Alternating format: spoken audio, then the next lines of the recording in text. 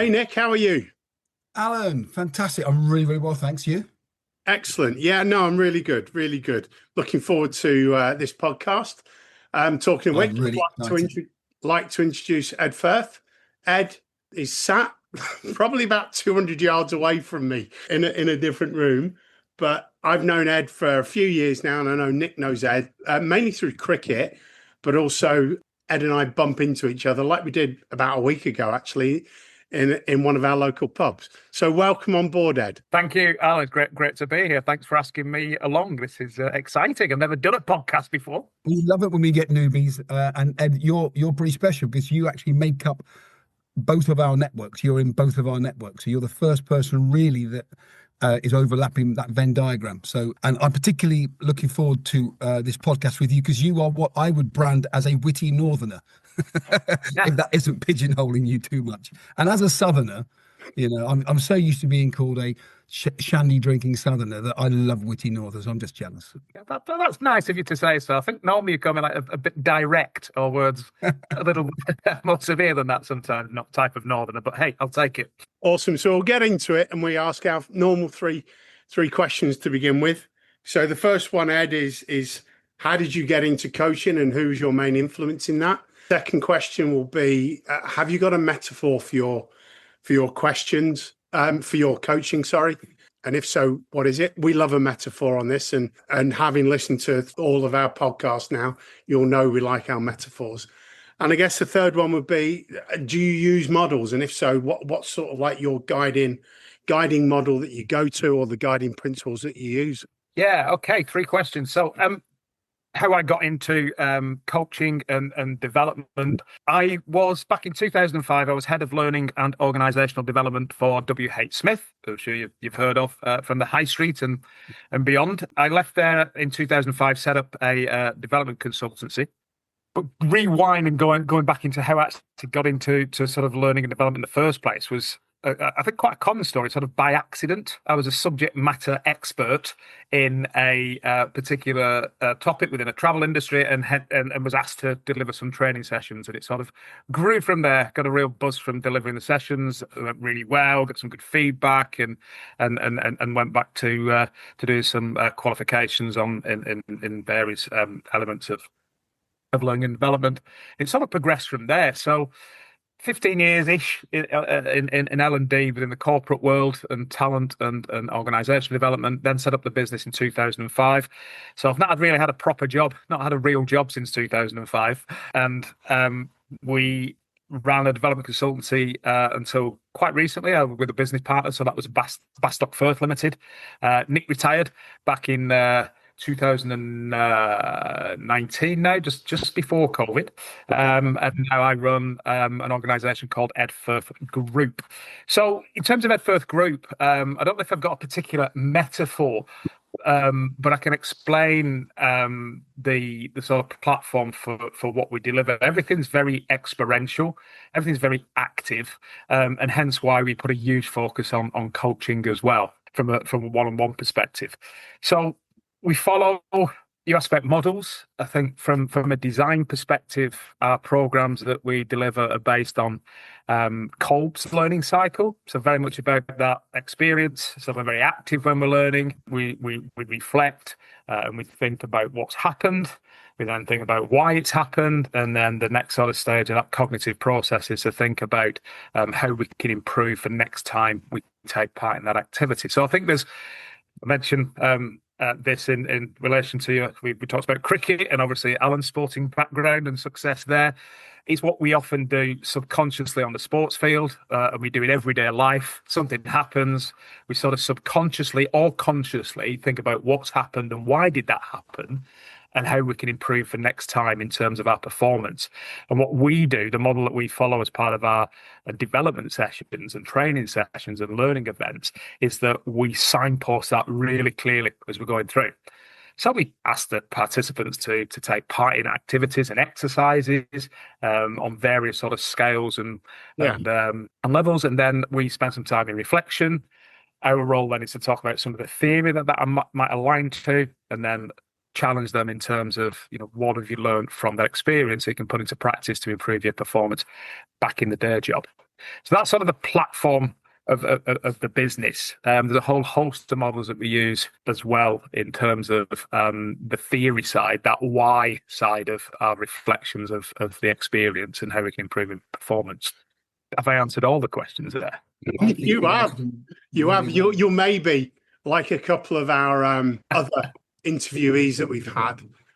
Create a metaphor as you go through today. I know that one of the last people we had came in and said, "Oh, I've got it. I've got a metaphor for us." So it's maybe something that keep at the back of your mind, and if you think of something at the end, then bring it in. But yeah. Okay, cool. Thanks, Ed. That's really interesting. We had a very brief chat before we started this podcast recording, and because we like to keep things pretty unrehearsed, and we are using you, as I explained, to recap the previous set of podcasts that we've done. So we're almost in double figures now, and we've reviewed those, Alan and I, and we've come up with a few things that are particularly interesting, that the strands that cross the other interviews, and we'd like you to unpick a couple of those, and we picked out two. So I'll start with the first one, and I'll ask you a kind of broad question. Feel free to go off piece, talk about it, how your work has informed your understanding of this, around that critical thing that we keep picking up on around noise and signal. So how do we as coaches help people and help ourselves to dial into the signal and avoid the noise? It's a really, really relevant and pertinent question, and one I have spent lots and lots of time in Kolb cycle, reflecting on what happened when I've had a conversation with a client. Why did that happen? How have we got down that route? And maybe pay too much attention to the noise rather than picking up on the signals. And what have I learned from that over the years? And hopefully, the learning comes into fruition when you start to really get to grips with the real cause. So if we can go and start talking about Ichigara and cause and effect and stuff like this. But I think in these circumstances, it's about doing a lot of listening, but doing a lot of diagnostics whilst you're listening. So picking up on those signals. And this is absolutely critical in terms of the return on investment for the client, because getting business is really tough, as we know. There's a lot of challenges out there. We've got a real difficult social and political economic situation to deal with as well right now, and organizations are reacting to that in very, very different ways. So once we've gained a client through whatever marketing, LinkedIn activity, whatever that might be, all the stuff that I'm not very, very good at, but we have to do when we're wearing all those hats in our own business. Once we've got that client, it's really important that we get that return on investment, because the best clients are the repeat business clients, aren't they, as we know, because we don't have to put any work into getting that repeat business, because we've returned on their investment, we've delivered their learning objectives. So how do we do this? How do we differentiate? Well, we have and have developed over the years a number of diagnostics. So these can be very sort of tactical diagnostics, where we tailor the learning objectives to how we use these diagnostics. And they can be as simple as figuring out what it's like to work in Nick's team, for example. So Nick's a great leader. We know this. His team hasn't recognised that yet. And Nick's coming to me saying the team needs team building. Get them outside, get some team building activity, get some fun stuff, get the team dynamics working, get the personality preferences understood, and work through the conflict. Where actually the diagnostic, as we get on into the weeds, is more about the leadership than it is about the team dynamic or the followership. And so, we've got some quite sophisticated, normed questionnaires that we can use and cherry pick the right question to ask, which tells us what it's actually like to work in Nick's team, and ideally how the team would like it to be. And we map that across a number of climate dimensions. And those climate dimensions, again, we can select for the situation. So it might be around communication, it might be around reward and recognition, it might be around empowerment, it might be around whatever, engagement, whatever it might be. And what we've found is that when Nick gets his feedback from his team, it's like looking in the mirror. So you can't have that reaction of, yeah, this is great theory. I love this situational leadership stuff, Ed, but it's not about me. I'm really good at what I do, but I understand it. But this is like looking in the mirror, because it's some direct feedback from your team. So it's not a 360, because, that's more about asking peers and money. This is a 180, just asking your team what it's like. The great thing is it really focuses the development activity because out of those maybe 6 climate dimensions, 4 of them, Nick might be pretty good at scoring well. Actually, and ideally, the team is saying, yeah, he does this communication stuff really well. Ideally, yeah, it's ideal right now. We don't need him to change. But we can look at these 2 areas where it might be around reward and recognition. It might be around the team doesn't really understand the big picture of why I do what I do. How does it fit into the wider organisation? Nick misses that bit because he understands it for himself because he's parties to those more senior conversations. But we'd like to know more of that. So it gives Nick the opportunity to really put a laser focus on where his development gaps are. So that really helps with that return on investment because you're not spending time on development areas that aren't necessary because Nick hits the mark there. But it also really focuses on the areas that we will add a lot of value to the team. And, as 2 coaches in the room here, questioning is all important and absolutely essential, and asking the right questions to get to the crux of that cause and effect of what's the cause of the particular issue that the sponsor has asked for you to intervene on. Really, hugely important in terms of the what used to be called training needs analysis back in the day. Seems to remember when we got that. Yes, it did. TNA, and then get on to designers, and then you design a session, deliver a session, and evaluate it, and all that sort of stuff. So, and I like that, and there's a simplicity there that resonates. I can remember interviewing in school once a supply teacher who wanted to take a full-time job on with some particularly difficult children, and one of the questions was, how do you deal with a very naughty class on a Friday afternoon? And she paused and she simply said, I try and stand a little taller. Okay, dead simple, no faff. And that simplicity really rang a bell with us. And it sounded like something that would work. And it showed that she was, had good insight into her own behaviour and body language. And when you say use diagnostics when listening, when learning about people, but using questioning to get to the crux, that resonates to me like she did, that it's pretty, keep it simple, stupid. This is pretty basic stuff. It's complex, but if you stick to that kind of curiosity to find out what really is the nub of this, you've got more chance of hitting those objectives, getting that return investment, and getting repeat business. Is that what you're saying? Have I picked up on that? Definitely. Can I throw another one in terms of what that I've used? It's a real practical mindset model, if you like. I'm sure you've come across it from a teaching background, maybe not, but this model of unconscious incompetence. Yeah. Familiar with? And I have that in my mind because recognizing the client might be unconscious as to the development areas. They might not have recognized the true cause of the effect that they're seeing. So the effect might be poor performance or lost sales or conflict in the team, whatever it might be, it looks like in the organization. They might not be conscious of that incompetence, if you like. It's difficult using this model because incompetence is quite an emotive word, isn't it? Oh, you're incompetent. That's sure you said that to me. It needs a 2.0 version of it. It does, doesn't it? But I use it internally because I know this model really well from back in the day, because it's like a learning ladder, isn't it? Because the next step is that conscious incompetence. So what you're trying to do is get the client to recognize consciously where those development areas might be, that they might not have recognized. They might have been unconscious to those development areas in the first place. So it's our job to probe and stimulate, and often, I guess, drop in scenarios and tough questions sometimes that challenge what they're saying in order to get them to that recognition that actually, oh, right, there's a development area. And then obviously the design piece and intervention that we put in, whether it's a training event, learning event, one-on-one coaching, group coaching, whatever it might be, that's where we're shifting onto that conscious competence, and that we've got them where we need them to be in terms of the learning objectives for the organisation. I mean, the next step then is unconscious competence, isn't it? Or conscious incompetence, where we get sort of complacent and we go too far. But that's another topic. Again, I think that's a really important point of that continual needs analysis, to coin that phrase of when it becomes unconsciously competent, is recognizing when it becomes unconsciously incompetent again. Exactly. Nudge it back in all the time. So you're in that constant loop of raising awareness, raising consciousness, making it unconscious, and creating consciousness. And using a cricket example of that for me is a world-class batter nicking off to second slip.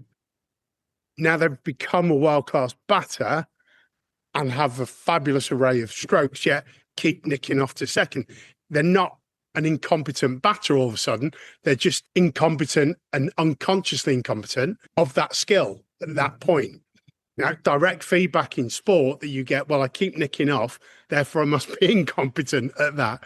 And then how do we alleviate that, and how do we work through that moving forward? Brilliant metaphor and analogy. Yeah, and you've obviously imparted to some of my cricket season, keep nicking off the first slip. I'm not going to take that as feedback, but anyway, I've got my metaphor. Here we go.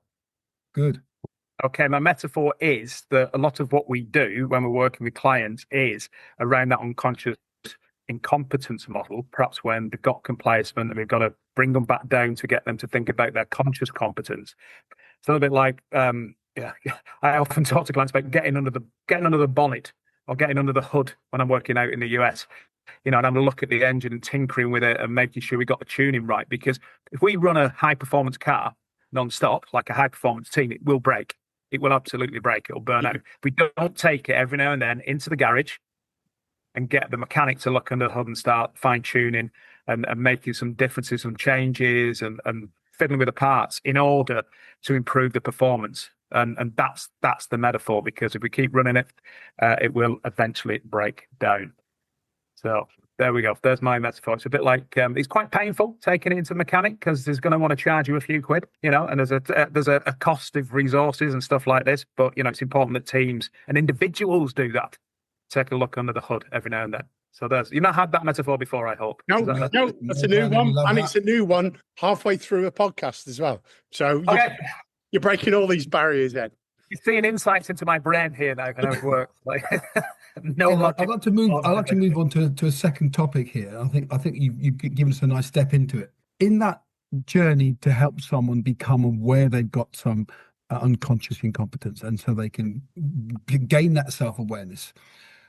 That's part of the journey of coaching for the coachees, and it to develop that, their awareness of themselves.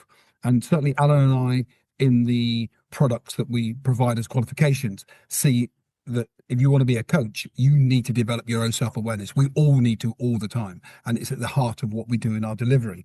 So the question I've got for you, we have talked with other interviewees about emotional intelligence, and for example, we've touched on the idea that 6 Seconds have shared with us that there's a recession potentially at the moment in EQ across the world. We've got some deficits in some areas where maybe post-COVID communication styles are meaning that things aren't quite as good as they used to be.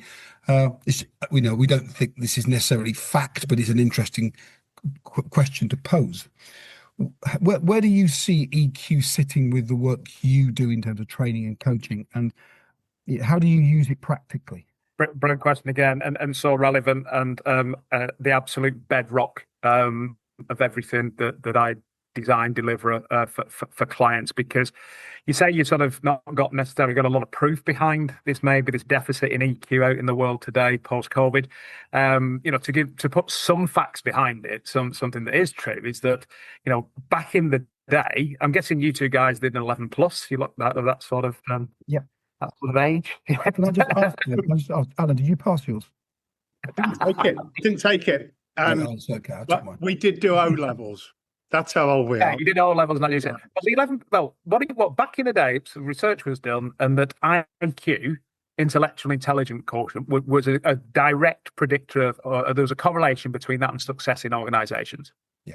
Okay, so the people with the highest IQs were earning the most money, had the most senior positions, and the most successful in businesses. So, in those organisations, and so the 11 plus was an IQ test. It was about reasoning, problem solving, recalling learned information.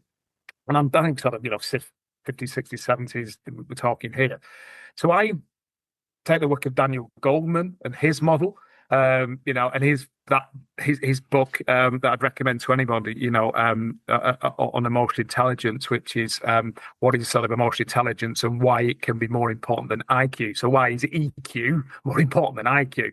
Because in today's world, there's a lot of research and evidence that demonstrating high levels of emotional intelligence in an organization is what now equals success. So the people that earn the most money, the most inspirational leaders, the best influences, the best leaders, the inspirational leaders, the best coaches, even, demonstrate high levels of emotional intelligence. And I always use the words demonstrate, because I think there's people that might possess a high level of emotional intelligence, but don't necessarily demonstrate it in the climate or the culture that they operate in, which is another issue, because then we're looking at organizational development rather than individual development. Is it? That's sort of where I start with EQ, that it is attributable. There's a benefits of it, if you like, because it's really attributable to success. Is it demonstrate or is it interpret? Is there a subtlety around demonstrating EQ, interpreting our own and others' EQ as well? Absolutely. So the Goldman's model, it starts with self-awareness. So the more I understand myself in terms of my personality preference and the breadth and scope and depth of that, the more I understand what my external triggers are. So Eric Burns' sort of transaction analysis, parent, adult, and ego states, and maybe you might prefer sort of DISC or insights or Myers-Briggs. Yeah, spotlight, of course. Yeah, absolutely. Any of those, the read your horoscope, whatever. If it's going to trigger, if it's going to trigger you to think about and reflect on what your drivers are, what your motivators are, how you interact with the outside world, how you live your life, how you like to make your decisions. Is it logical? Is it empathy that's your key driver? How do you like to take in information? Are you a conceptual thinker? Are you a logical thinker? Are you a person that likes to be very organized and planned for the future? Or do you like to be sort of the last minute spontaneous, energized by the last minute rush type of person? There's so many facets. And I joke about the horoscope. A lot of the questionnaires I've talked about, DISC and Spotlight and MBTI are really, really high. They've got really high validity scores, which means they're pretty accurate, as well. So they're a huge benefit to that individual. But Alan makes a great point in terms of, is it demonstration, interpretation? Because it's no good being self-aware without having the social awareness. So embracing that diversity in others. So we recognize, that person's more conceptual and I'm more of a logical thinker, or that person prefers last minute rush and I like to plan, whatever it might be in terms of personality preference, but also perhaps where your conflict norming might be. So if we're talking team dynamics and building a strong team, where's the emotional intelligence in terms of self-awareness and then social awareness? And the linchpin then, Alan, I think at that point is your self-regulation. Yeah.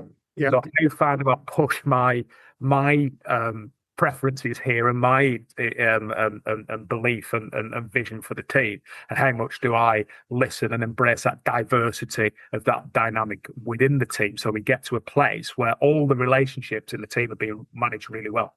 And that's your perfect scenario, isn't it? So everybody's self-aware, everybody's socially aware of each other, everybody self-regulates appropriately to get to that great relationships, and that just equates to high performance in the team, isn't it? But this isn't that pseudo acceptance of everybody that we all sort of smile, agree, and nod in the room, in the meeting room. Then we're off down the corridor going, "It'll never work." I told them before it was. We tried this years ago, but it's got to be genuine commitment. And good, open, and honest, passionate debate to get to that genuine commitment to whatever work the team's focused on, and if we do that, we hold ourselves accountable. And I think this begs a question now here. I did a qualification when I was working in the civil service, a project management qualification. It was only a 2 or 3 day thing, and one of the main reasons projects fail is communication, or they get delayed, or they don't deliver. And yet, the only time spent on EQ was a very, very short bit of input about storming, norming, performing teams. Very, very brief. It wasn't skills based. It was just, here's a bit of theory about what teams can look like at certain stages. So this begs the question that if this is so important, if this is now the thing that makes teams perform and perform highly, are we seeing training across the board in adopting an EQ kind of foundation? Because you say it's your bedrock. Are we seeing? I think so. I think certainly in the work that I do, is it always overt, or is it just part of my sort of processes? That, am I articulating this is about emotional intelligence? It depends on the client and how receptive they would be to a very sort of model-based academic approach, the theoretical side, and or whether it's about we're going to deliver results and here's the vision for the program and here are your outputs. So again, that's me trying to impact my emotional intelligence on the process by being self-aware what my preference is of how I pitch it, but recognizing, being socially aware and recognizing where that individual or group are in terms of their preference for that balance of the theory and reflection and the action and the pragmatic stuff where we start putting stuff into place in order to improve results. So is it sort of on the tip of everybody's tongue that it's a big topic? No, I don't think so at all. I think once you start to articulate and make a link to practical scenarios for clients, and then you can frame it around emotional intelligence. We're all human, we all interact in that way. It's important to all of us, and it resonates because it is about true practical human interactions. We don't do the process stuff. We're not experts in construction, in automotive, in public sector, wherever we were working at the time. We're experts in people and how we can maximize the potential of an individual or a team. So that's the bit that we focus on, and it's all linked to that self-awareness and social awareness. Okay, I'm an optimist, Ed, and I like some of these interviews to get through to some optimism. Given, for example, that in any given week you might be getting exam results coming out. I wouldn't want to make this particular podcast fixed in any space of time, Alan, but just imagine that you've got national exam results coming out at the moment. Yeah.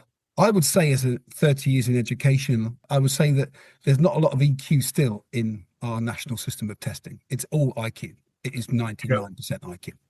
So that hasn't changed. Okay. But so that's not optimistic at all, I don't think. But the delivery of it might be more EQ based in schools, but the actual assessment of it is still IQ. So you're saying it's not on the tip of people's tongues, but are you seeing a shift? Are you seeing a move towards EQ from IQ, even if it's a bit of a glacial shift? Give me some optimism, please. I think you're right, and I think it's important to be optimistic. There's some stuff around self-awareness for that we might get to if we've got time. But what I'm seeing is a shift in recruitment in that area. So I don't necessarily focus a lot with recruitment, but I often am working with HR teams and talent managers within organisations, because that's where the development topic often sits. And recruiting to the competency framework, absolutely, because we need people to hit the ground running to be able to do the job. But now more behavioural indicators, not necessarily around the behavioural indicators around commercial awareness or communication skills or whatever the competencies might be, but a link to and aligned to the values and vision of how this business wants to move forward. Not what it does, but how it goes about it, because they can see the correlation between how and what, i.e., if we understand how we're doing things and why we're doing it this way, we'll achieve the what, because we'll be hugely successful as a performing team. I'm working with a global business right now, which has got a huge footprint in the UK, and we're recruiting for head of HR director. I'm supporting that with some analysis and some diagnostics of behavioural indicators. So how do people perform under pressure? How do people perform when things going well? How do people perform when they've got conflict in the team? This type of thing. So how do they deal with it? Not what we do. We're going to assume somebody's coming for a HR job, the HR director job, that they can do the stuff in terms of the task and technical skill. We've got to measure that, but much more focus on that. So yeah, that's more of a measure of getting people into the business. Are we doing it enough in development interventions? There's not enough development interventions in my book. We need to do more of this. We need to invest more time in getting, providing we can demonstrate that return on investment, and that's the key. We need to be articulating that there's a good rationale for doing it. It's not just a tick in the box and something that we should be doing because it's on the list of objectives. It's something that we need to do in order to improve the performance of the business. I think that's a really interesting point. And you trawl through job adverts, and job adverts are all based around essentials. And the first thing on the essential is normally a qualification or a certification or you've got to have this, or you've got to have that, or you've got to have this experience or that experience. Even in the desired, it doesn't come around to, you need to show strong emotional intelligence within a job, or be able to work within or be adjustable within a team, or adaptive, or adopt new working frameworks. Or actually, we're going to give you, can you work in a place that gives you freedom to go and express yourself as an individual? And I think it's really interesting that we sit here and we say EQ rather than IQ. We sit here as three coaches and team developers of, let's think about things that don't normally get thought about, and grow things that way. Yet getting your foot through the front door on an awful lot of these jobs is still a tick in the box exercise. So how do you think companies or individuals or head of HRs or directors of can influence that moving forward, that we recruit people with high EQ, and then we can mold them through coaching or through teamwork or team development into what the company needs? Yeah, it's good. It's a good question, because if you think about what's happened since COVID, and keep talking a lot in pre and post COVID terms, but maybe the EQ agenda shrunk a little bit, because most of my clients are asking for help and support on change. So it's a lot on how we lead change, because the transitions and the transformation within organizations were huge. So we focused a lot on, and still do right now, how we're getting people through sort of dynamic change, and EQ is obviously a great solution for that, in terms of that self-awareness and social awareness, and driving the team forward through change. But how we can create the conditions, I think, is the question that we should be asking leaders, because we can recruit them in, but we are still delivering way more than we were 5 years ago with less people, potentially. I always ask that question to clients. Put your hand up if you're delivering more with less people now than you were 5-10 years ago. So that therefore means the logic brain tells me that actually I've got to get more discretionary effort, and people going that extra mile in my team in order to hit the goals and targets that I'm now challenged to achieve with less people. So there's a little bit of a sell there, isn't there, for all of us in this profession, that we create the need, if you like. We sort of identify the pain for the client in order to get them to the solution that actually, creating the conditions to allow people to flourish with, a demonstration of embracing that diversity of personality preference and skills and abilities in the team will help us get to achieving that performance we need to. I need to try and draw us together, because I can't believe how quick time has gone. It's flown by. So I'll try and do a teacher's recap, and I always try to selfishly see what I can nick from the things that our interviewees say that I can take forward. So either go and read about, or just to stick in my mind to help resonate the kind of good things. Firstly, I do feel there is reason for optimism if HR are starting to embrace more EQ, because once they recruit, of course, those people are going to be passing it on down the line. So that does give me a sense of optimism, even if the exam results that could have been released today or on any given week, if they're IQ based, then obviously not matching that model. So that does give me some optimism. Thank you. You clearly do know what you're talking about. We put you in that bracket, Ed. You know what you're talking about, and you've got such a breadth of experience. Oh, now what I know you're laughing for the listeners, but not everyone does. You could be unconscious, incompetent, or somewhere on that learning model. Especially on a Wednesday night playing for strollers. I was going to say, on the cricket field all the time. But I like the simplicity of sticking to Kolb, because we've all come across Kolb, but stick to the basics. And that really simple, let's question curiously to get to the crux, so we really can avoid the noise. That's a really, really simple way of saying it. And hearing that phrase, that you put EQ in the bedrock of the work that you do in your delivery, in your training, that's a great reminder. And I'm going to be tutoring some new candidates very soon, and I can see that being one of my first slides. Can we all improve our self-awareness? Can we all improve our self-awareness to enable us to put EQ at the bedrock of all the work we do with our coachees, because that's a real recipe for success. So Ed, thank you so much, because you've really shown that you can boil these complex things down to quite simple things, and that's the nub, isn't it, of training or teaching or coaching, that we can make the complex simple. So thank you. My pleasure. Thanks for inviting me along. I hope I've added some value somewhere. Ed, from me as well, thank you very, very much. Really appreciated it. I've already got a title for the podcast that's come to mind. I won't share yet, but it's kind of come out of the ether through that last 40 odd minutes. Yeah. But brilliant. Yeah. Thanks for your thoughts. It's been fantastic. It really has. And how was it for you, Ed, being your first one? Really good. Really enjoyed that. The time's flown by. I've got loads of other things I want to say, but maybe invite me back. Let's do it again. I'm sure we will. I'm sure we will. All right. Take care, everybody. And we will see you down the line. Thanks. Cheers.